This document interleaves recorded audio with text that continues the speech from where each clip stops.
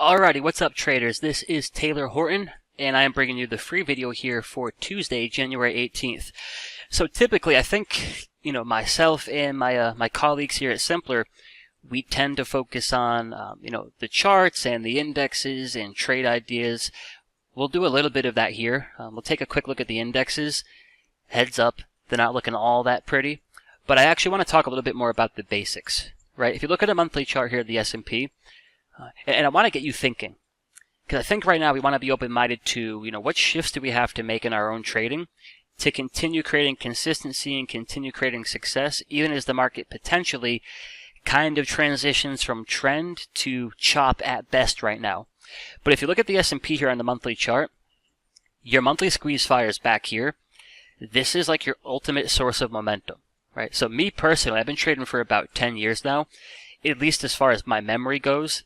This has been one of the most relentless and just ridiculous trends that I've ever experienced. Now, when you find yourself in a market environment like that for a year and a half, 2 years, what happens is unknowingly, we start to develop some pretty bad habits. Probably a better way to word it is we start to develop habits that will, put us in a position to succeed with that kind of ridiculous momentum.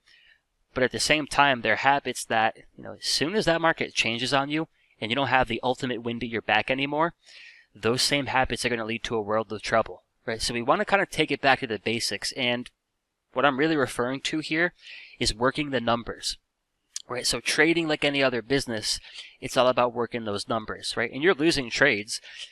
You want to view those as nothing more than a cost of doing business, because literally that's what they are. You can't catch the winning trades. So I had a winning trade a few weeks ago in DWAC, a DWAC. You can't catch the winning trades if you don't take the losing trades. So DWAC worked, Dollar Tree didn't work. Dollar Tree is a cost of doing business, and as long as my losses are smaller than my profits, we can move the ball forward. It's pretty much all I care about. But in terms of this market, right? If you look at the S&P, we'll talk a little bit here about the indexes. It's rough, guys. It's rough.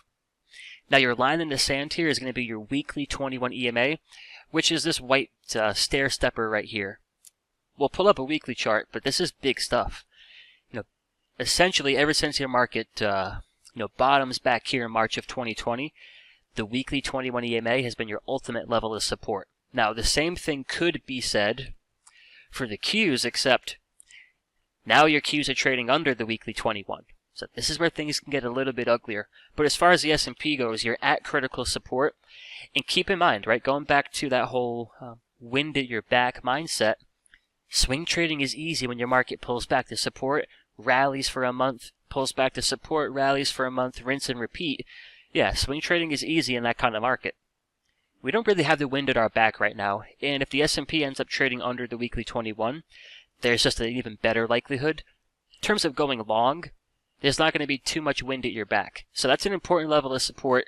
And keep in mind, when it comes to names like Apple, Apple as far as tech goes, it's been the only good-looking setup for weeks here with no wind at its back. And even worse, if the S&P starts to break here, and the Qs are already looking ugly, Apple might be a good setup. It's going to struggle to gain any traction. The poster child for a good-looking setup, struggling to gain any traction here, is actually Qualcomm. Now, it's fighting the good fight, right? We're still getting buy signals here, but it's been a perfect setup for a month and a half. And it can't get anything going. Reason being, you lost the wind at your back. So keep that in mind. If your S&P loses weekly support here, your Qualcomms, your Apples, the stocks that need a strong market to make a good move, the odds of that move unfolding in your favor to the upside, they get a little bit slim. So keep that in mind here. Then as far as the small caps go, we've actually got a short here in my mastery, and I'm pretty sure JC's got a short on in the options room. This is shortable. This kind of looks like death, which is exactly what you're looking for when you're on the short side of things. But if you look at the weekly squeeze here, we're starting to trade under -1 ATR. The histogram is a -1, and we don't have stacked EMAs. And then check this out. As far as momentum goes, almost every single time frame has red 10x bars. So you're in a giant consolidation. Momentum is starting to really flip bearish, and you're starting to break structure. it's all a pretty good recipe for a weekly squeeze to fire short. And my target here is a move down to 200. Now, I can't quite suggest this is where you put a short on, but if you get any bounce here this week, to me, for now, along with the QQQ, this might be the spot to short.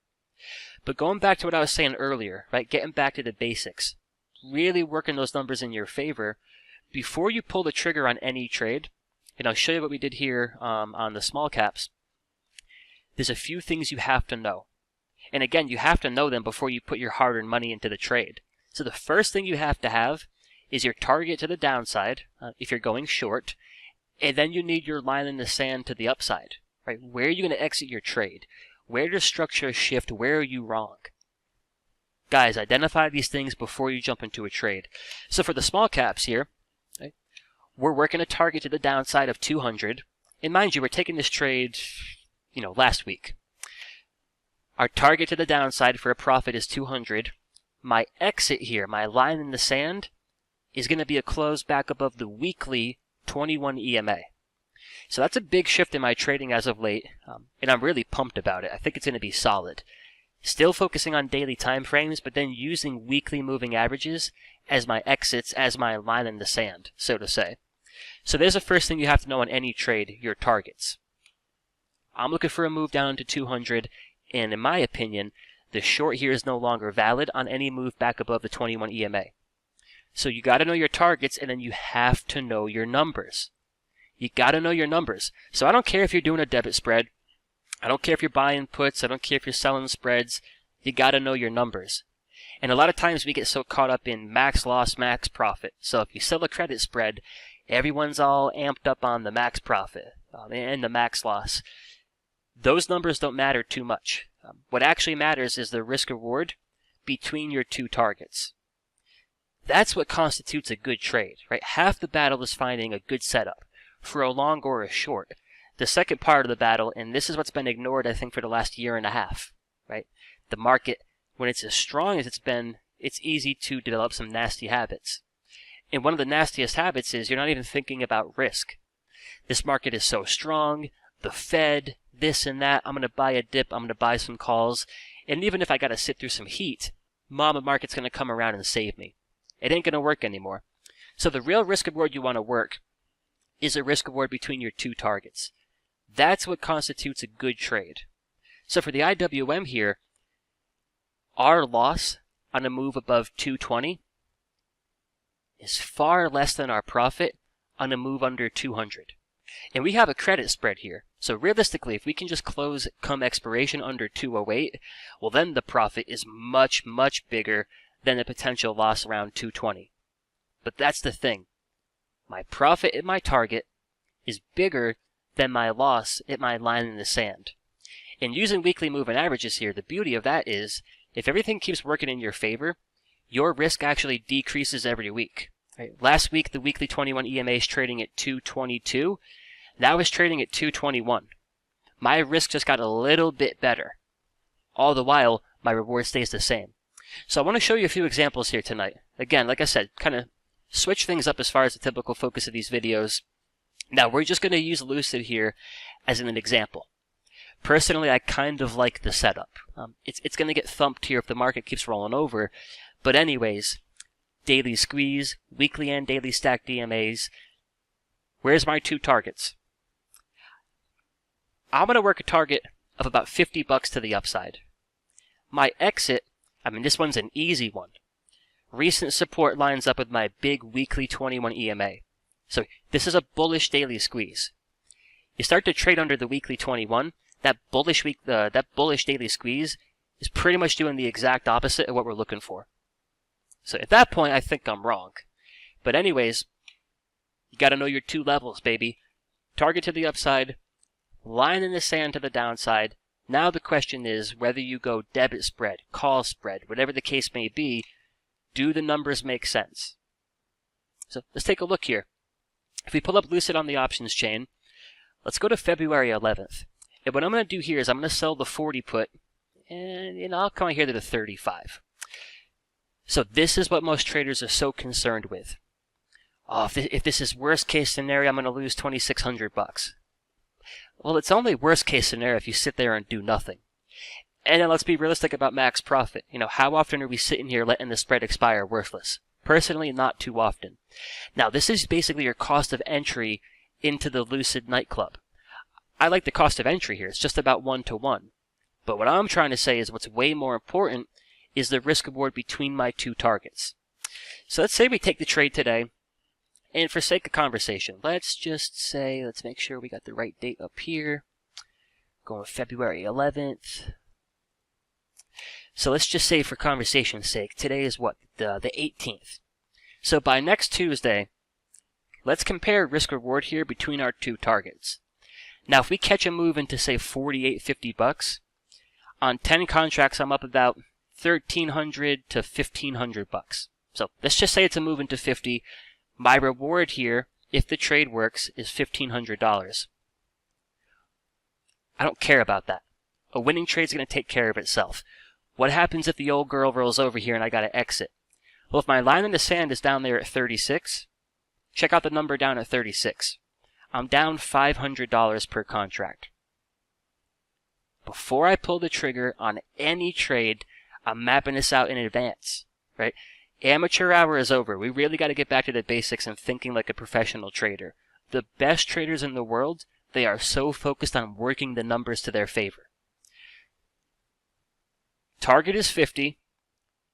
The exit is under 35. And then keep in mind, all we really need Lucid to do is trade above 40 here heading into expiration. But in terms of the two initial targets, we're risking about $500 on a move down to 36 to potentially make $1,500 on a move into 50. I love that risk reward. I'm risking 1 to make 3. That's juicy stuff. Like, this is great stuff here.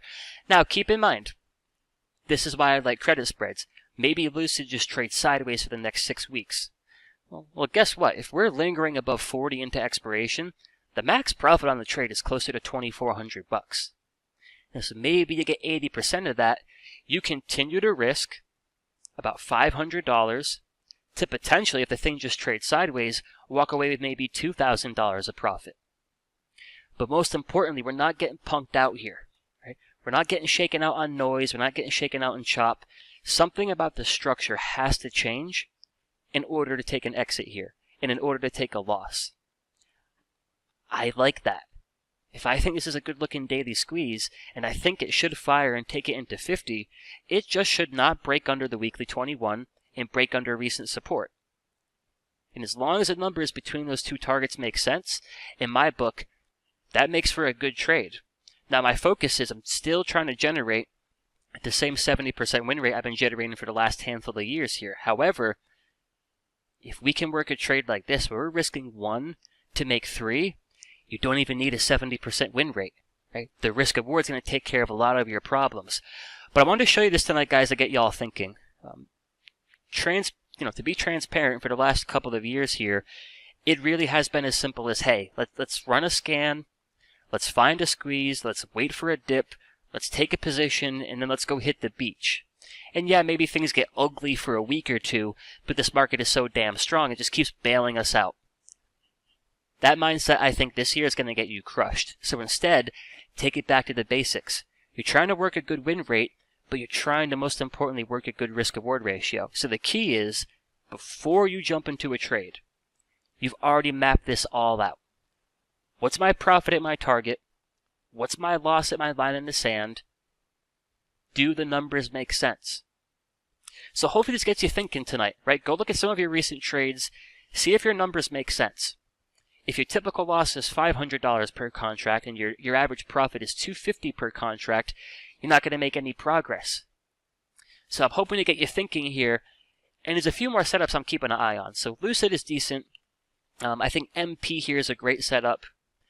That's pretty clean. But, we came into this week looking at names like AutoZone. AutoZone kind of loses structure here today. We were looking at names like Fabrinet, FN. That's a loss of structure. So this is why it's important to be thinking in terms of numbers, thinking in terms of risk-reward. As you lose that wind at your back, and even worse, as the market continues to break down and trade lower, You don't have the wind at your back. You don't have mama market coming in here to save you every time things get a little bit sketchy. So your only choice as a trader is to really start thinking like a professional. And what professionals do is consistently and religiously work those numbers in their favor. So a bit of a different video for you folks tonight. Not so much trade suggestions, more so risk management suggestions, mindset suggestions. I'm a firm believer right now the market is going to get increasingly tough as we roll through the rest of 2022. We can be profitable, we can be consistent, we can really enjoy this year if we make some important mindset shifts. And again, a market like the last year and a half, without even knowing it, you might have developed some nasty habits. So I hope this gets you thinking, and what I would like for each of you to do is let me know down in the comments if you find this helpful. And better yet, let me know down in the comments, do the numbers on your recent trades make sense? Are your losses bigger than your wins? Are they equal? What are your numbers looking like? You got to know your numbers as a trader. So I hope you all found this helpful. As always, we got more videos coming your way this week. So for those of you that haven't already, go on ahead and hit the subscribe button. The YouTube algorithm likes that. The YouTube algorithm loves when you like the video. So do us a huge favor. I know I speak for everybody on the team here. Our number one goal is reaching out to more traders and helping them on their journey. So toss us a like, hit the subscribe button. It really helps us accomplish that goal. But until next time, enjoy the rest of your week, and I'll talk to y'all soon. What's up, traders? This is Taylor from Simpler Trading. I wanted to thank you for watching our video, and if you liked the video, go on ahead and comment down below, hit that like button, and make sure you're subscribed and hit that bell icon to get a notification anytime we upload our next video. And of course, if you want to watch us trade live in real time with our own money, check us out at simplertrading.com. Until then, trade safe, and I'll catch you in the next video.